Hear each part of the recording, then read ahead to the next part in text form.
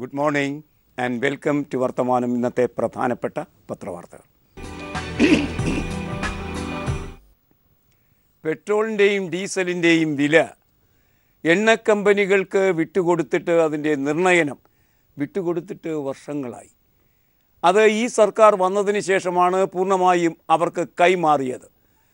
ആ സാഹചര്യത്തിൽ 2-3 മാസങ്ങൾ കൂടുമ്പോൾ വില പുനർനിർണയിച്ചു കൊണ്ടിരുന്നു എണ്ണ കമ്പനികൾ. സർക്കാർ അത് അംഗീകരിച്ചു കൊണ്ടുവരുന്നു.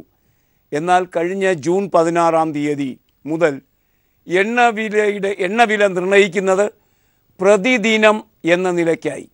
ഇന്നത്തെ എണ്ണവില എത്ര എന്ന് പമ്പുകളിൽ ബോർഡ് എഴുതി തൂക്കും. ആ തുക നാം കൊടുക്കണം. അതായത് എണ്ണ കമ്പനികൾ തീരുമാനിക്കുന്ന വിലയ്ക്ക് എണ്ണ വാങ്ങാൻ നിർബന്ധിതമാകുന്ന, പ്രതിദിനം നിർബന്ധിതമാകുന്ന ഒരു സാഹചര്യത്തിലേക്കാണ് ജൂൺ 16 ശേഷം ആ വ്യാപാര രംഗം മാറിയത്. സർക്കാരിന് ഇടപെടാനുള്ള ഒരു തരിമ്പ് സമയവും ഇടവും ആ കാര്യത്തിൽ ഇല്ലാതായി തീരുകയും ചെയ്തു. ഇന്ന് മാതൃഭൂമി എന്ന പത്രം കഴിഞ്ഞ ജൂൺ 16 മുതൽ ഏർപ്പെടുത്തിയ അനുദിന എണ്ണവില നിർണയനമെന്ന കമ്പനിയുടെ ആ ജോലി അതുളവാക്കിയ ഫലമെന്ത് എന്ന് പരിശോധിക്കുന്നു. മാതൃഭൂമി മാത്രമാണ് അത്തരമൊരു പരിശോധനയ്ക്ക് തയ്യാറായി ഒരു വാർത്ത തന്നിരിക്കുന്നത് എന്ന് തോന്നുന്നു. ഇന്ധന വിലയുടെ ഇപ്പോഴത്തെ അവസ്ഥ എന്ത്? പ്രതിദിനം വില തീരുമാനിക്കുന്ന ഭാഗമായി വന്ന പരിഷ്കാരം, ആ പരിഷ്കാരം കൊണ്ട് എന്തു ഗുണം ആർക്ക് ലഭിച്ചു? മാതൃഭൂമിയുടെ ആ അന്വേഷണാത്മക വാർത്ത അത് ലീഡ് വാർത്തയാക്കിയിരിക്കുന്നു അവർ ഇന്ന് പത്രത്തിൽ. വാർത്ത ഇങ്ങനെ വായിക്കാം: ഇന്ധനവില കുതിക്കുന്നു. നിശബ്ദമായാണ് കുതിക്കുന്നത്. 2-3 മാസം കൂടുമ്പോൾ അത് കൂട്ടി കുറച്ചു എന്നൊക്കെ വാർത്തകൾ വരുമ്പോൾ നാം ആലോചിക്കും, കൂടിയോ കുറഞ്ഞോ. ഇപ്പോഴതൊന്നും ആലോചിക്കുന്നില്ല. പ്രതിദിനം മാറിക്കൊണ്ടിരിക്കുന്നത് കൊണ്ട് ഒന്നും ആലോചിക്കുന്നില്ല. ഉപ്പിൻ്റെയും മുളകിൻ്റെയും കാര്യം പോലെ തന്നെ ഇന്ധനത്തിൻ്റെയും വില അങ്ങോട്ടും ഇങ്ങോട്ടും ആടിക്കൊണ്ടിരിക്കും. അതുകൊണ്ട് അതിൻ്റെ വർധനവിനെക്കുറിച്ചുള്ള ബോധം നമുക്കുണ്ടാവില്ല. സൈലൻറ്റ് കില്ലിംഗ് ആണ് നടക്കുന്നത്. നിശബ്ദമായി കൊല്ലുകയാണ്. നിശബ്ദമായി വില കൂടുന്നു. ആ വാർത്ത മാതൃഭൂമി തരുമ്പോൾ കഴിഞ്ഞ ഒരു മാസം കൊണ്ട് പെട്രോളിന് വന്നിരിക്കുന്ന വില വർധന 4 രൂപയാണ്. ചെറിയ ചെറിയ പൈസകളായിട്ടാണ് കൂടുന്നത്. പക്ഷെ 4 രൂപയാണ് ഒരു മാസമായപ്പോൾ വില കൂടിയത്. വാർത്ത ഷൈൻ മോഹൻ തരുന്നു. അതിങ്ങനെ: ദിവസം തോറും വില പുനഃക്രമീകരണം വന്നതോടെ കഴിഞ്ഞ 9 മാസത്തിനിടെ പെട്രോൾ ഡീസൽ വിലയിൽ വൻ വർധന. പെട്രോളിന് ഏതാണ്ട് 4 രൂപയും ഡീസലിന് 3.5 രൂപയുമാണ് വർദ്ധിച്ചത്. ദിവസേന വില മാറുന്നതിനാൽ വില വർധന ശ്രദ്ധിക്കപ്പെടാതെ പോവുകയാണ് ചെയ്യുന്നത്. അങ്ങനെ അശ്രദ്ധമായിരിക്കുന്ന മനുഷ്യരുടെ ആ അവസ്ഥയെ മുതലെടുത്തുകൊണ്ട് എണ്ണ കമ്പനികൾ 1.5-4 രൂപയാണ് ലിറ്ററിന് കൂട്ടിയത്. പെട്രോളിനെ സംബന്ധിച്ച് 3.5 രൂപയാണ് അത് ഡീസലിനെ സംബന്ധിച്ച്. മറ്റൊരു കൗതുകകരമായ കണക്ക് കൂടി ഈ വാർത്തയിൽ മാതൃഭൂമി നമുക്ക് തരുന്നു. 2013-14 അസംസ്കൃത എണ്ണവില ബാരലിന് $110 ആയിരുന്നപ്പോൾ എണ്ണവില പെട്രോളിന് 70 രൂപയും ഡീസലിന് 60 രൂപയുമായിരുന്നു ലിറ്ററിന്. ഇത് 2013-14. അന്ന് അസംസ്കൃത എണ്ണയുടെ വില 110 രൂപ ബാരലിന്. 2017 4 വർഷം കഴിഞ്ഞപ്പോൾ അസംസ്കൃത എണ്ണ വില $51.6. അതായത് 2013-14 നിന്ന് പകുതിയായി അത് കുറഞ്ഞു. പക്ഷേ പെട്രോളിൻ്റെ വില 67 രൂപ. അന്ന് 70 ആയിരുന്നെങ്കിൽ 35 രൂപയാകേണ്ടതായിരുന്നു. പോട്ടെ, 40 രൂപയായിക്കോട്ടെ. എന്നാൽ അങ്ങനെയായില്ല. വില 67 രൂപ. അതായത് സാർവദേശീയ രംഗത്ത് നിൽക്കുന്ന വില ഇടിവ്, അസംസ്കൃത എണ്ണയുടെ വില ഇടിവൊന്നും നമ്മുടെ പെട്രോൾ വിലയെ ബാധിക്കുന്നതേ ഇല്ല എന്ന് മാത്രമല്ല, കഴിഞ്ഞ മാസവും പെട്രോളിൻ്റെ വില ലിറ്ററിന് 4 രൂപ കൊണ്ട് കൂടി. ഇതിനെ മാതൃഭൂമി വിശദീകരിച്ചിരിക്കുന്നത് സൈലൻറ്റ് കില്ലിംഗ് എന്നാണ്. നാം അറിയാതെ തന്നെ നമ്മെ കൊന്നുകൊണ്ടിരിക്കുന്ന ആ ശൈലിയെയാണ് സൈലൻറ്റ് കില്ലിംഗ് എന്ന പദം കൊണ്ട് വിശദീകരിച്ചിരിക്കുന്നത് മാതൃഭൂമി. അങ്ങനെയാണ് കാര്യങ്ങൾ നീങ്ങുന്നത്. നല്ല ഒരു രീതിയാണ്. അറിയാതെ തന്നെ ചൂഷണം ചെയ്യാൻ കഴിയുന്ന അവസ്ഥയാണ് ഇപ്പോൾ സംജാതമായിരിക്കുന്നത്, വന്ന് ഭവിച്ചിരിക്കുന്നത് എന്നാണ് വാർത്ത നമ്മോട് പറയുന്നത്. പുതിയ പ്രസിഡന്റ് രാംനാഥ് കോവിന്ദാണ്. ദളിതനാണ് അദ്ദേഹം.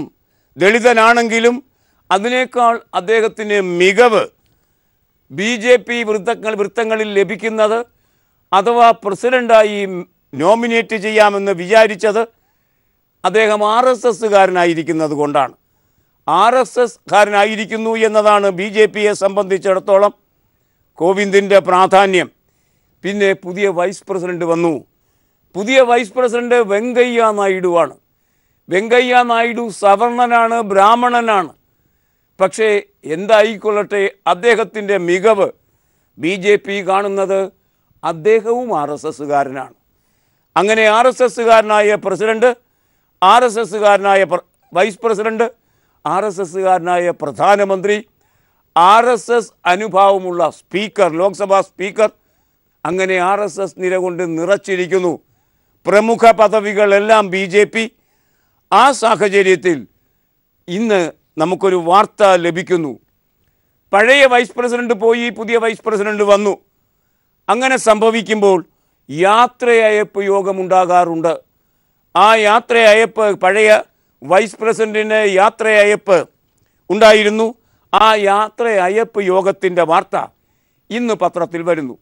അത് വളരെ പ്രധാനപ്പെട്ട വാർത്തയായി എല്ലാ പത്രങ്ങളും തരുന്നു. അതിനൊരു കാരണമുണ്ട്. കാരണം പഴയ വൈസ് പ്രസിഡന്റ്, മാറിപ്പോകുന്ന വൈസ് പ്രസിഡന്റ്, അദ്ദേഹം മുസ്ലിമായിരുന്നു, ന്യൂനപക്ഷ സമുദായ അംഗമായിരുന്നു, ഹമീദ് അൻസാരി. അദ്ദേഹം പോകുമ്പോൾ ആ സ്ഥാനത്തേക്ക് വരുന്ന ഒരു സവർണനാണ്. സാധാരണഗതിയിൽ ഇന്ത്യയുടെ ഒരു കീഴ്വഴക്കമനുസരിച്ചാണെങ്കിൽ ഒരു സവർണ വിഭാഗത്തിൽ, അല്ലെങ്കിൽ ഒരു ഹിന്ദു വിഭാഗത്തിൽപ്പെട്ടയാൾ പ്രസിഡൻ്റായാൽ ന്യൂനപക്ഷ സംരക്ഷണാർത്ഥം ഒരു ന്യൂനപക്ഷാംഗം വൈസ് പ്രസിഡന്റ് ആവുക എന്നതായിരുന്നു രീതി. തെരഞ്ഞെടുപ്പ് രാഷ്ട്രീയത്തിൽ, അല്ലെങ്കിൽ പാർലമെൻ്ററി ജനാധിപത്യത്തിൻ്റെ വ്യവസ്ഥയിൽ അധികാരം പങ്കിട്ട് നൽകപ്പെടുകയാണ് ചെയ്യുന്നത്. ഓരോരുവർക്കും ലഭിക്കേണ്ട അധികാരത്തിൻ്റെ പങ്ക്, പാർട്ട് ഓഫ് ദി കേക്ക്, അതാണ് നിർണയിക്കപ്പെടുന്നത്. അതുകൊണ്ടാണ് പ്രസിഡൻറ്റിൻ്റെയും വൈസ് പ്രസിഡൻറ്റിൻ്റെയും ഇടയിൽ ഇത്തരം മാറ്റങ്ങൾ വരുന്നത്. പക്ഷേ BJPക്ക് അതൊന്നും പ്രധാനമല്ല. RSS ആയാൽ എല്ലാമായി എന്നാണ് അവർ കരുതുന്നത്. അതുകൊണ്ട് അത്തരത്തിലുള്ള സമാധാനമൊന്നും ന്യൂനപക്ഷത്തിന് അവർ നൽകിയില്ല. അങ്ങനെ വരുമ്പോൾ മാറിപ്പോകുന്ന വൈസ് പ്രസിഡന്റ് യാത്രയയപ്പ് യോഗത്തിൽ നീരസം പ്രകടമാക്കിയിരിക്കുന്നു. മലയാള മനോരമ അത് 1-ാം പേജിൽ ആദ്യ വാർത്തയാക്കി തരുന്നു, സചിത്ര വാർത്തയാക്കി തരുന്നു. ഇന്ത്യയിൽ മുസ്ലിങ്ങൾ അരക്ഷിതരാണെന്ന് സ്ഥാനമൊഴിയുന്ന ഉപരാഷ്ട്രപതി ഹമീദ് അൻസാരിയുടെ പരാമർശമാണ് ഇപ്പോൾ വിവാദമായിരിക്കുന്നത്. ഇനി അദ്ദേഹത്തിന് അത് പറയാൻ കഴിയില്ല. പറയാൻ കഴിയുന്ന അവസാന നിമിഷം അത് പറഞ്ഞ് ഫലിപ്പിച്ചിട്ടാണ് അദ്ദേഹം പോയിരിക്കുന്നത്. ഈ വാർത്ത അങ്ങേയറ്റം മര്യാദയോടെയാണ് മനോരമ കൈകാര്യം ചെയ്തിരിക്കുന്നത്. അൻസാരിയുടെ ഗൗരവതരമായ പ്രയോഗങ്ങൾ ഒന്നും അവർ വാർത്തയിലേക്ക് കൊണ്ടുവന്നില്ല. യഥാർത്ഥത്തിൽ പോളിഷ് ചെയ്തിട്ട് ഇന്ത്യയിൽ മുസ്ലിങ്ങൾ അരക്ഷിതരാണെന്ന സ്ഥാനമൊഴിയുന്ന ഉപരാഷ്ട്രപതി പറഞ്ഞു എന്ന് മനോരമ പറയുമ്പോൾ, ആ വാർത്ത സിറാജ് എന്ന ന്യൂനപക്ഷ സമുദായത്തിന് വേണ്ടി നിലപാടെടുക്കുന്ന പത്രം ആ കാര്യം മനോരമയെ മാതിരി തന്നെ 1-ാം പേജിൽ പ്രധാന വാർത്തയായി, 1-ാമത്തെ വാർത്തയായി തരുമ്പോൾ അത് പറയുന്നത് കാണുക. അതാണ് വ്യത്യാസം. മുസ്ലിങ്ങൾ അരക്ഷിതരെന്ന് ഹമീദ് അൻസാരി. രാജ്യത്ത് മുസ്ലിങ്ങൾക്കിടയിൽ അസ്വസ്ഥതയും അരക്ഷിതാവസ്ഥയും നിലനിൽക്കുന്നുവെന്ന് സ്ഥാനമൊഴിയുന്ന ഉപരാഷ്ട്രപതി ഹമീദ് അൻസാരി രാജ്യസഭ TVക്ക് നൽകിയ അഭിമുഖത്തിലാണ് അൻസാരി നിലപാട് വ്യക്തമാക്കിയത്. മുസ്ലിം സമുദായത്തിനെതിരെ നിരന്തരം വരുന്ന പരാമർശങ്ങൾ അവരിൽ അരക്ഷിതാവസ്ഥ വളർത്തിയിരിക്കുന്നു. നൂറ്റാണ്ടുകളായി ഇന്ത്യ ബഹുസ്വരതയുള്ള സമൂഹമായാണ് നിലനിൽക്കുന്നത്. രാജ്യത്തെ സ്വീകാര്യതയുടെ അന്തരീക്ഷം ഇപ്പോൾ ഭീഷണി നേരിടുകയാണ്. സർക്കാർ നയങ്ങളെ പ്രതിപക്ഷത്തിന് സ്വതന്ത്രമായി വിമർശിക്കാനായില്ലെങ്കിൽ ജനാധിപത്യം ദുർഭരണത്തിലേക്ക് വഴിമാറുമെന്നും ഉപരാഷ്ട്രപതി അൻസാരി വ്യക്തമാക്കിയിരിക്കുന്നു. നോക്കൂ, മനോരമ പറഞ്ഞ മാതിരി ഒന്നുമല്ല കാര്യങ്ങൾ നിൽക്കുന്നത്. ന്യൂനപക്ഷം അരക്ഷിതമായിരിക്കുന്നു അദ്ദേഹത്തിൻ്റെ ഒരാക്ഷേപം. രണ്ടാമത്തെ ആക്ഷേപം, ആ അർത്ഥത്തിലും അളവിലും ഇന്ത്യൻ ജനാധിപത്യം ദുർബലമായിരിക്കുന്നു, ഏകാധിപത്യത്തിലേക്ക് രാജ്യം സഞ്ചരിക്കുന്നു. ഇതിനപ്പുറം ഒരു വൈസ് പ്രസിഡന്റ് രാജ്യത്തെക്കുറിച്ച് എന്താണ് പറയാനുള്ളത്? അത് പറയുമ്പോൾ അദ്ദേഹം ഒരു കാര്യം കൂടി കൂട്ടിച്ചേർക്കുന്നു, കാണുക. രാജ്യത്ത് അസഹിഷ്ണുത പടരുകയാണ്. ഇന്ത്യക്കാരുടെ പൗരത്വം ചോദ്യം ചെയ്യപ്പെടുന്നതും അസഹിഷ്ണുതയും ഗോരക്ഷയുടെ പേരിൽ നടക്കുന്ന ഗുണ്ടായുസവും അംഗീകരിക്കാനാകില്ല. ഇത്തരം സംഭവങ്ങളിൽ തൻ്റെ നിലപാട് പ്രധാനമന്ത്രിയെ അറിയിച്ചിട്ടുണ്ട്. ജനക്കൂട്ടം തല്ലിച്ചതയ്ക്കുന്ന സംഭവങ്ങളും ഘർ വാപ്പസിയും യുക്തിവാദികളുടെ കൊലപാതകങ്ങളും ഇന്ത്യൻ മൂല്യങ്ങളുടെ തകർച്ചയാണ് കാണിക്കുന്നത്. ഒന്നൊന്നായി അതേ സംബന്ധിച്ച തകർച്ച കാണിക്കുന്നു. എഴുത്തുകാർ കൊല്ലപ്പെടുന്നത് യുക്തിവാദികളെ സംബന്ധിച്ച കാര്യം അദ്ദേഹം പറയുന്നു. ഗോരക്ഷാസേന ആളുകളെ ഓടിച്ചിട്ട് തല്ലി കൊല്ലുന്നു, അത് അദ്ദേഹം പറയുന്നു. ന്യൂനപക്ഷം ധ്വംസിക്കപ്പെടുന്നു എന്ന് മാത്രമല്ല, അവരുടെ അസ്തിത്വ ബോധത്തിൻ്റെ അടിവേര് തന്നെ പറിച്ചെറിയപ്പെടുന്നു RSSകാരാൽ. ഇതാണ് വൈസ് പ്രസിഡന്റ് പറഞ്ഞത്. വെറുതെ പറയുകയല്ല, അദ്ദേഹം ഇപ്പോൾ വേറൊരു കാര്യം കൂടി പറഞ്ഞല്ലോ. അദ്ദേഹം പറഞ്ഞു, കാലാകാലങ്ങളിൽ സമയാസമയങ്ങളിൽ ഈ പ്രശ്നം പ്രധാനമന്ത്രിയുടെ ശ്രദ്ധയിൽ താൻ കൊണ്ടുവന്നിരുന്നു എന്നുകൂടി അദ്ദേഹം പറഞ്ഞല്ലോ. എന്ന് പറഞ്ഞാൽ ഇതൊക്കെ പറഞ്ഞാലും കേട്ടാലും ഒന്നും മിണ്ടില്ല നമ്മുടെ പ്രധാനമന്ത്രി. കുലീനമായ മൗനമാണ്. മൈക്കിൽ ആളുകളെ അഭിമുഖീകരിക്കുമ്പോൾ ജി സുധാകരൻ എന്ന മന്ത്രി പറയുന്നത് പോലെ അലറി വിളിക്കുകയാണ് പ്രധാനമന്ത്രി. ശരിക്കും പറഞ്ഞാൽ പൊള്ളയായ വാക്കുകൾ എന്നാണ് അർത്ഥം. പിന്നെ അദ്ദേഹം ചെയ്യുന്നത് മൻ കി ബാത്താണ്. അത് റേഡിയോയിലൂടെയാണ്. റേഡിയോയുടെ സവിശേഷത അങ്ങോട്ടൊന്നും പറഞ്ഞാൽ കേൾക്കില്ല എന്നാണ്. ഒരു വശത്തേക്ക് മാത്രം സംസാരിക്കാൻ പരിശീലിച്ചിട്ടുള്ള RSSകാരനായ പ്രധാനമന്ത്രി, ആ പ്രധാനമന്ത്രിയോടാണ് എന്താ പോത്തിനോട് വേദമോതുന്നത് മാതിരി അധികാരത്തിലിരുന്ന സമയത്ത് എല്ലാ കാര്യങ്ങളും ഹമീദ് അൻസാരി സംസാരിച്ചിരുന്നു എന്നുകൂടി പിരിയുമ്പോൾ അദ്ദേഹം സൂചിപ്പിക്കുന്നു. എന്ന് പറഞ്ഞാൽ ഒരു കാര്യവും ഉണ്ടായില്ല ഈ പ്രധാനമന്ത്രിയുടെ കാതിൽ വേദമോതിയിട്ട് എന്നാണ് ഇന്ന് നമുക്ക് മനസ്സിലാക്കാൻ കഴിയുക. ഏതായാലും ഇന്ത്യയിലെ ന്യൂനപക്ഷങ്ങൾ തികച്ചും സുരക്ഷിതർ എന്നാണ് പുതിയതായി അധികാരത്തിലേക്ക് ഉയർന്ന നമ്മുടെ വെങ്കയ്യ നായിഡു പറഞ്ഞിരിക്കുന്നത്. നോക്കൂ, ഇതൊക്കെയാണ് ഇന്ത്യയുടെ ഇന്നത്തെ അവസ്ഥ എന്ന് ഈ കാര്യങ്ങൾ നമ്മെ ബോധ്യപ്പെടുത്തുന്നു. ദേശാഭിമാനി എന്ന പത്രം മറ്റു പത്രങ്ങളിൽ നിന്ന് ഭിന്നമായി ഈ വാർത്ത ലീഡാക്കിയ ഏകപത്രമായിരിക്കുന്നു. ന്യൂനപക്ഷ സമുദായങ്ങളുടെ പത്രങ്ങൾ പോലും അത്രയും സവിസ്തരമായി ഈ വാർത്ത ചർച്ച ചെയ്തില്ല. ദേശാഭിമാനി അങ്ങനെയല്ല. ലീഡ് വാർത്തയാക്കിയത് മാറ്റുകയും രാജ്യത്തെ മുസ്ലിങ്ങൾ ഭീതിയിൽ, വിമർശനം അനുവദിക്കാത്തത് സ്വേച്ഛാധിപത്യം എന്ന് ഉപരാഷ്ട്രപതി പറഞ്ഞതായി സചിത്ര വാർത്തയിൽ വിശദമായി അത് ചർച്ച ചെയ്യുകയും ചെയ്യുന്നു. ഒരു കൂട്ടർ ദേശീയതയെന്ന് അവകാശപ്പെടുന്നത് എല്ലാവർക്കും മേൽ അടിച്ചേൽപ്പിക്കാൻ ശ്രമിക്കുന്നു. ഉപരാഷ്ട്രപതിയുടെ വാക്കുകളാണ്. ഒരു കൂട്ടരുടെ ദേശീയത മറ്റവരുടെ പേരിൽ അടിച്ചേൽപ്പിക്കാൻ ശ്രമിക്കുന്നു. ഇന്ത്യക്കാരനായിരിക്കുക എന്നതാണ് പ്രധാനം. അതുമാത്രമാണ് വേണ്ടത്. ഇവിടെ അതല്ലല്ലോ. ഇന്ത്യക്കാരൻ എങ്ങനെയായിരിക്കണമെന്ന് ഒരു ന്യൂനപക്ഷം ഇന്ത്യക്കാർ തീരുമാനിക്കുകയും അതനുസരിച്ച് ഭൂരിപക്ഷം ജീവിക്കേണ്ടി വരികയും ചെയ്യുന്ന അവസ്ഥയാണ് അതേ സംബന്ധിച്ച് അൻസാരി സൂചിപ്പിക്കുന്നത്. ദേശാഭിമാനി ആ വാർത്ത ലീഡാക്കുന്നു. അതേ പേജിൽ തന്നെ ദേശാഭിമാനി മറ്റൊരു വാർത്ത കൂടി, ഒരു നല്ല വാർത്ത കൂടി നമുക്ക് തരുന്നു. വൈസ് പ്രസിഡൻ്റായി പിരിയുന്ന അൻസാരിയുടെ ദുഃഖകരമായ വിലാപങ്ങൾക്കടുത്ത് നിൽക്കുന്ന അസ്തിത്വ സംബന്ധിയായ അനിശ്ചിതങ്ങൾ പ്രകാശിപ്പിക്കുന്ന ആ വാർത്തയ്ക്കൊപ്പം ദേശാഭിമാനി ഒന്നാം പുറത്ത് തരുന്ന മറ്റൊരു വാർത്ത മുഖ്യമന്ത്രിയുടെ പ്രസ്താവമാണ്. അത് നിയമസഭയിൽ നടത്തിയ പ്രസ്താവമാണ്. മുരുകൻ്റെ മരണം അപമാനം, കേരളത്തിന് വേണ്ടി ഞാൻ മാപ്പ് പറയുന്നു. എത്ര ഉചിത ഭംഗി നിറഞ്ഞ കുലീനമായ നിലപാട്. വാർത്ത കാണുക. കൊല്ലത്ത് തമിഴ്നാട് സ്വദേശി മുരുകൻ ചികിത്സ കിട്ടാതെ ആംബുലൻസിൽ കിടന്ന് മരിച്ചതുപോലുള്ള സംഭവങ്ങൾ ആവർത്തിക്കാതിരിക്കാൻ സർക്കാർ കർശന നടപടി സ്വീകരിക്കുമെന്ന് മുഖ്യമന്ത്രി. അദ്ദേഹത്തിൻ്റെ ബന്ധുക്കളോട് ഞാൻ മാപ്പ് പറയുന്നു എന്നുകൂടി മുഖ്യമന്ത്രി പറയുമ്പോൾ ഒരു ഭരണാധിപൻ്റെ ഉചിത ഭംഗി നിറഞ്ഞ തലയെടുപ്പ് ആ പ്രസ്താവത്തിൽ നമുക്ക് തെളിഞ്ഞു കാണാൻ കഴിയുകയും ചെയ്യുന്നു. ആ നിലയ്ക്കാണ് ആ വാർത്ത അദ്ദേഹം അവതരിപ്പിച്ചിരിക്കുന്നത്. മട്ടന്നൂരിലെ തെരഞ്ഞെടുപ്പിന് ശേഷം ആ തെരഞ്ഞെടുപ്പുമായി ബന്ധിപ്പിച്ച വാർത്തകൾ, അവലോകനങ്ങൾ, വിശകലനങ്ങൾ ഒക്കെ വന്നിരിക്കുന്നു. കേരളത്തിൽ ഒരു പ്രത്യേക രാഷ്ട്രീയ വിഭാഗത്തെ, സംഘീയ രാഷ്ട്രീയ വിഭാഗത്തെ അങ്ങേയറ്റം വേപുതപ്പെടുത്തുന്ന, വെപ്രാളപ്പെടുത്തുന്ന, വിഷമിപ്പിക്കുന്ന ഒരു കാര്യമായി അത് മാറിയിരിക്കുന്നു. മട്ടന്നൂരിലെ നഗരസഭാ തെരഞ്ഞെടുപ്പ് ഒരു ചെറിയ നഗരസഭയിലെ തെരഞ്ഞെടുപ്പാണ്. പക്ഷേ കേരളത്തിൽ നിലനിൽക്കുന്ന രാഷ്ട്രീയ സാഹചര്യത്തിൽ ആ ചെറിയ നഗരസഭാ തെരഞ്ഞെടുപ്പ് കേരള രാഷ്ട്രീയത്തിൻ്റെ അന്തർഗതം നന്നായി പ്രതിഫലിപ്പിക്കുന്നു. നമുക്ക് ഇന്നത്തെ കേരളം എങ്ങനെ ചിന്തിക്കുന്നു, സംഘികൾ ഇതേപ്പറ്റി എന്തുകൊണ്ട് ദുഃഖിക്കുന്നു, ആ വാർത്തയുടെ വിശദാംശങ്ങളിലേക്ക് സഞ്ചരിക്കാം ഒരു ചെറിയ പരസ്യ ഇടവേളയ്ക്ക് ശേഷം. ഈ കഴിഞ്ഞ ദിവസങ്ങളിൽ തിരുവനന്തപുരത്ത് നടന്ന അനഭിലഷണീയമായ സംഭവഗതികൾ, ഒരു കൊലപാതകം, ഇതിനെയൊക്കെ മുൻനിർത്തി സംഘികൾ പ്രഖ്യാപിച്ചത് തിരുവനന്തപുരത്തെ CPM കണ്ണൂരാക്കുന്നു എന്നാണ്. കണ്ണൂരാണ് CPM താലിബാനിസം കളിക്കുന്നത് എന്നും അവിടെ തീവ്രവാദ പ്രവർത്തനമാണ് നടക്കുന്നതെന്നും ജനാധിപത്യത്തിൻ്റെ തരിമ്പും അവിടെ കാണാൻ കഴിയില്ല എന്നും അങ്ങനെയുള്ള കണ്ണൂരാക്കുന്നു തിരുവനന്തപുരം നഗരത്തെയും തലസ്ഥാന നഗരത്തെയും എന്ന് സംഘികൾ ഇവിടെ മാത്രമല്ല പറഞ്ഞത്, ഇന്ത്യൻ പാർലമെൻറ്റിലും അവരത് പറയുകയുണ്ടായി. എന്താണ് കണ്ണൂരിൽ നടക്കുന്നത്? ജനാധിപത്യമാണോ, താലിബാനിസമാണോ? മട്ടന്നൂർ കണ്ണൂരിൻ്റെ ഒരു ചെറിയ നഗരസഭയാണ്. അവിടെ നടന്ന തെരഞ്ഞെടുപ്പിൻ്റെ ഫലം ഇന്ന് പത്രലോകം തരുന്നു. മാധ്യമം എന്ന പത്രം അത് 1-ാം പേജിൽ അവസാന വാർത്തയായി തരുന്നു. മട്ടന്നൂരിൽ ഇടതിന് ചരിത്ര വിജയം.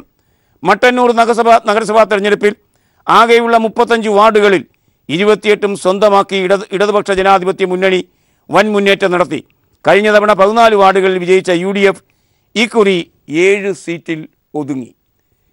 BJPക്ക് കഴിഞ്ഞ തവണ മാതിരി തന്നെ ഒരു സീറ്റും ലഭിച്ചില്ല. 4 സീറ്റുകൾ ലഭിക്കും എന്നവർ പ്രഖ്യാപിച്ചിരുന്നതാണ്. കുമ്മനം രാജശേഖരൻ എന്ന സംസ്ഥാന പ്രസിഡന്റ് തന്നെ അവിടെ പോയി പ്രചരണം നടത്തുകയും ചെയ്തതാണ്. അങ്ങനെ ആ തെരഞ്ഞെടുപ്പിൽ അമ്പേ തോറ്റു BJP. അതിൽ നിന്ന് BJP മനസ്സിലാക്കേണ്ട ഒരു കാര്യം, അവർ പ്രചരിപ്പിച്ചത് മാതിരി ഒരു കലാപഭൂമിയല്ല കണ്ണൂർ. അതുമാതിരി തന്നെ താലിബാനിസമല്ല CPM അവിടെ നടപ്പാക്കുന്നത്.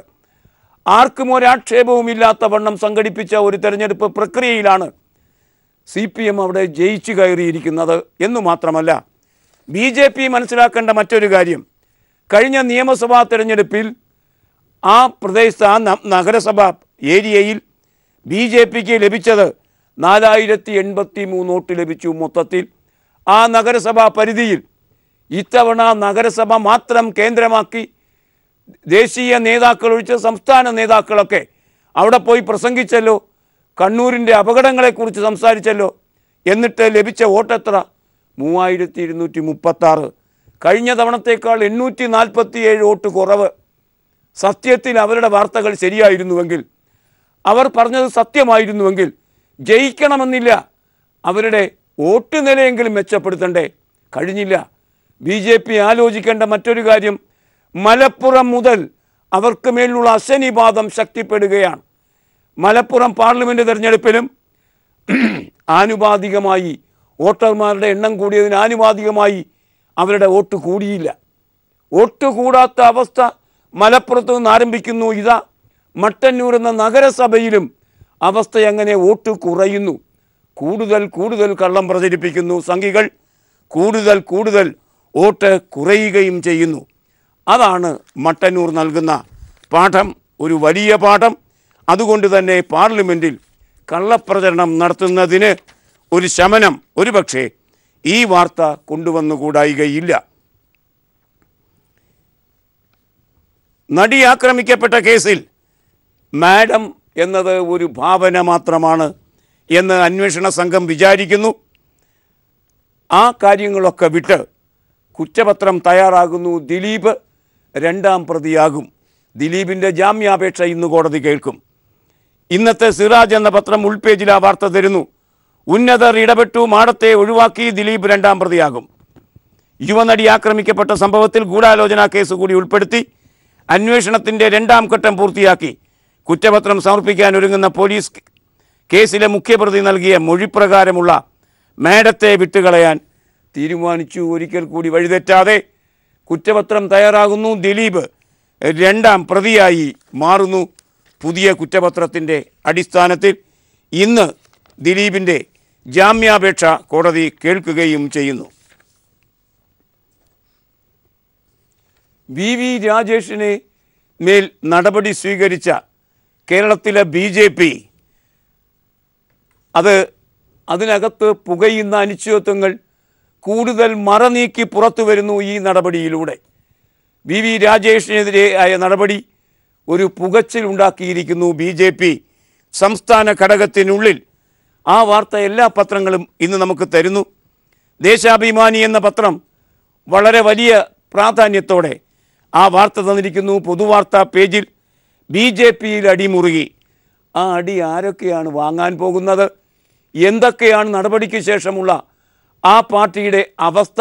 പണ്ടേ ദുർബല പിന്നെ ഗർഭിണി എന്ന് പറഞ്ഞ മാതിരി ഒത്തിരി ആക്ഷേപങ്ങൾക്കിടയിൽ നിൽക്കുന്ന ആ പാർട്ടി നടപടികളിലേക്ക് കൂടി നീങ്ങിയപ്പോൾ അതിൻ്റെ അവസ്ഥ കൂടുതൽ പരിതാപകരമാകുന്നു എന്ന വാർത്തയാണ് വരുന്നത്. നമുക്ക് ആ വാർത്തയുടെ വിശദാംശങ്ങളിലേക്ക് പോകാം മറ്റൊരു ചെറിയ പരസ്യ ഇടവേളയ്ക്ക് ശേഷം. അച്ചടക്ക നടപടി ആരംഭിച്ചിട്ടേയുള്ളൂ, തുടർന്നും നടപടികൾ വരും. കുമ്മനം രാജശേഖരൻ അങ്ങനെയാണ് അതേക്കുറിച്ച് ഇന്നലെ പറഞ്ഞത്. അതോടെ BJPയിൽ അടിമുറുകി എന്ന് ദേശാഭിമാനി നിരീക്ഷിക്കുന്നു. വാർത്ത കാണുക. മെഡിക്കൽ കോളേജ് കുംഭകോണത്തെക്കുറിച്ചുള്ള കമ്മീഷൻ റിപ്പോർട്ട് ചോർത്തിയതിൻ്റെ പേരിൽ സംസ്ഥാന സെക്രട്ടറി വി രാജേഷിനെ പുറത്താക്കിയതിന് BJPയിൽ കലാപം. ഔദ്യോഗിക നേതൃത്വത്തിനെതിരെ കടുത്ത അമർഷവുമായി മുൻ സംസ്ഥാന പ്രസിഡന്റ് വി മുരളീധരൻ പക്ഷം രംഗത്ത് എത്തിക്കഴിഞ്ഞിരിക്കുന്നു എന്നാണ് വാർത്ത. ഒപ്പം തന്നെ അതേ പേജിൽ BJPയുടെ മറ്റൊരു അഴിമതി കൂടി ഇന്ന് ദേശാഭിമാനി പറയുന്നു. എല്ലാ പത്രങ്ങൾക്കും അറിയുന്ന അഴിമതി തന്നെയാണ്. തലസ്ഥാനത്ത് തട്ടിയത് 10 കോടി. എൻ്റെ കട നടത്തിയ സിസിൽ BJPയുടെ ബിനാമി company. Margin free market networking മാതൃകയിൽ എൻ്റെ കട നടത്തിയ consortium of Indian small scale industries and retail management private limited, സിസിൽ എന്നാണ് ചുരുക്കപ്പേര്. BJP ദേശീയ സംസ്ഥാന നേതാക്കളുടെ ബിനാമി കമ്പനിയാണ്. തലസ്ഥാന ജില്ലയിലെ മൊത്ത വിതരണക്കാരിൽ നിന്ന് മാത്രം ഈ കമ്പനി 10 കോടി രൂപ ഇതുവരെ തട്ടിയെടുക്കപ്പെട്ടതായി തിരിച്ചറിഞ്ഞിരിക്കുന്നു. എൻ്റെ കട എന്ന ആ സംരംഭമാണ് 10 കോടി തട്ടിയെടുത്തിരിക്കുന്നത്. ഇനി ഇതും കൂടി അന്വേഷിക്കേണ്ട ഉത്തരവാദിത്വം വന്നു ചേരും നമ്മുടെ സംസ്ഥാന പ്രസിഡന്റ് കുമ്മനം രാജശേഖരന്. എല്ലാ അനുമതികളും ലഭിച്ച ഒരു പദ്ധതിയാണ് അതിരപ്പള്ളി ജലവൈദ്യുതി പദ്ധതി. അതിരപ്പള്ളി നിർമ്മാണം തുടങ്ങിയതായി KSEB അറിയിച്ചിരിക്കുന്നു. ആ പദ്ധതിയുടെ നിർമ്മാണം തുടങ്ങാൻ കഴിയില്ല എന്നാണ് വകുപ്പ് മന്ത്രി MM മണി പറഞ്ഞത്. നിയമസഭയിൽ പറഞ്ഞതാണ്. യഥാർത്ഥ സമവായമില്ലാതെ തുടങ്ങില്ല എന്നൊക്കെ പറഞ്ഞെങ്കിലും പദ്ധതി അനുമതി നഷ്ടപ്പെടാതിരിക്കാൻ വേണ്ടി പരിപാടി ആരംഭിച്ചു കഴിഞ്ഞിരിക്കുന്നു. നിർമ്മാണം തുടങ്ങിയതായി KSEB പറയുന്നു. അതും നിയമസഭയിൽ തന്നെയാണ് പറഞ്ഞത്. ആരും അറിയാതെ പണി തുടങ്ങി. പൊതുവിശേഷം പേജിൽ ദീപിക വാർത്ത തരുന്നു. അതിരപ്പള്ളി പദ്ധതി നിർമ്മാണ പ്രവർത്തനങ്ങൾ തുടങ്ങിയതായി KSEB ലിമിറ്റഡ് അധികൃതർ കേന്ദ്ര വനം പരിസ്ഥിതി മന്ത്രാലയത്തെ ഔദ്യോഗികമായി അറിയിച്ചു. ലഭിച്ചിരിക്കുന്ന അനുമതി തടസ്സപ്പെടാതെ ജീവനോടെ അത് നിലനിർത്താനാണ് ഈ പദ്ധതി തുടങ്ങിയതായി പറയുന്നത് സർക്കാരെങ്കിലും പല ഘട്ടം ഇതൊക്കെ തുടങ്ങിയതാണ്.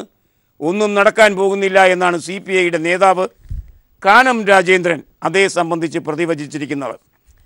അതിർത്തിയിലെ യുദ്ധഭീഷണി എന്ന വിഷയം ഇന്നലെ ദീപിക ലീഡ് വാർത്തയാക്കിയത് മാതിരി ഇന്ന് മംഗളം ലീഡ് വാർത്തയാക്കിയിരിക്കുന്നു. കാണുക. ക്ഷമിക്കുക, അതിർത്തിയിലെ യുദ്ധഭീഷണിയല്ല, ഉത്തര കൊറിയയിൽ നിന്ന് ആരംഭിക്കുന്ന യുദ്ധഭീഷണിയാണത്. ട്രംപ് ഏറ്റെടുക്കുന്ന യുദ്ധഭീഷണി. അതാണ് ഇന്നലെ ദീപിക ലീഡാക്കിയിരിക്കുന്നത്. അത് ഇന്ന് മംഗളം ലീഡാക്കിയിരിക്കുന്നത് ഇങ്ങനെ: ദുരിതം വിതയ്ക്കും അമേരിക്ക, കടലിൽ മുക്കും ഉത്തര കൊറിയ. യുദ്ധം എന്ന ശീർഷകത്തിലാണ് ആ വാർത്ത. അമേരിക്കയും ഉത്തര കൊറിയയും തമ്മിലുള്ള ഭിന്നത മുറുകുന്നു. പസഫിക് സമുദ്രത്തിലെ അമേരിക്കയുടെ സൈനിക താവളമായ ഗുവാം ദ്വീപ് ആക്രമിക്കാൻ പ്രസിഡന്റ് കിം ജോങ് ഉന്നിൻ്റെ ഉത്തരവിനെ കാത്തിരിക്കുകയാണ് എന്നും ഉത്തര കൊറിയൻ സൈന്യം വ്യക്തമാക്കുന്നു. ഗുവാം ദ്വീപ് ആക്രമിക്കാനുള്ള ഉത്തരവിനായി കാത്തിരിക്കുന്നു. തിരിച്ചടി നൽകുമെന്ന് ജപ്പാനും അമേരിക്കയും. പ്രകോപനം പാടില്ല എന്ന് ചൈന അക്കാര്യത്തിൽ രംഗത്ത് വന്നിരിക്കുന്നു എന്നതാണ് വാർത്തയുടെ പുതിയ ഒരു വശം. അതാണ് വാർത്തയ്ക്ക് പ്രാധാന്യം നൽകുന്ന വശവും. PSC പരീക്ഷയിലെ ചോദ്യം തെറ്റിയാൽ എന്തു ചെയ്യും? അങ്ങനെ സംഭവിച്ച കാര്യങ്ങൾ പലവരും റിപ്പോർട്ട് ചെയ്യപ്പെട്ട് കഴിഞ്ഞിരിക്കുന്നു. അതുകൊണ്ട് ഘടനാപരമായൊരു പരിഹാരത്തിലേക്ക് ആ കാര്യം നീങ്ങുന്നു. PSC പരീക്ഷ ചോദ്യം തെറ്റിയാൽ ആ ചോദ്യം തയ്യാറാക്കിയ അധ്യാപകനെ ഡീബാർ ചെയ്യും. ചോദ്യം തയ്യാറാക്കലിൽ നിന്ന് തയ്യാറാക്കിയ അധ്യാപകനെ ഡീബാർ ചെയ്യും. ജന്മഭൂമി ആ വാർത്ത അതിൻ്റെ അവസാന പുറത്ത് തരുന്നു. PSC പരീക്ഷയ്ക്ക് ചോദ്യം തയ്യാറാക്കുമ്പോൾ തെറ്റിയാൽ അത് തയ്യാറാക്കുന്ന അധ്യാപകനെ ഡീബാർ ചെയ്യാൻ നടപടി സ്വീകരിക്കുമെന്ന് PSC ചെയർമാൻ MK സക്കീർ പ്രസ്താവിച്ച കാര്യം ആണ് ഇന്ന് ജന്മഭൂമി വാർത്തയാക്കി തരുന്നത്. ഇനി ഇന്നത്തെ ചിത്രം.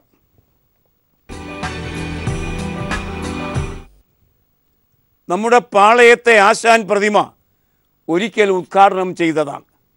ഇപ്പോഴിതാ പുതുക്കിയ ആശാൻ സ്ക്വയർ ഇന്ന് ഉദ്ഘാടനത്തിന് തയ്യാറായി എത്തിയിരിക്കുന്നു. രണ്ടാമത്തെ ഉദ്ഘാടനം. ഈ ചിത്രം കാണുക. പുതിയ ആശാൻ സ്ക്വയറും അവിടെ തലയെടുപ്പോടെ നിൽക്കുന്ന ആശാൻ പ്രതിമയും രാത്രിയുടെ ആലക്തിക ദീപപ്രഭയിൽ മുങ്ങിക്കുളിച്ചു നിൽക്കുന്ന ചിത്രം MB ഉണ്ണികൃഷ്ണൻ പകർത്തി മാതൃഭൂമി നഗരം പേജ് ഇന്ന് നമുക്ക് തരുന്നു. ഈ ചിത്രത്തോടെ ഇന്നത്തെ വർത്തമാനം സമാപിക്കുകയാണ്. Have a nice weekend. Good bye.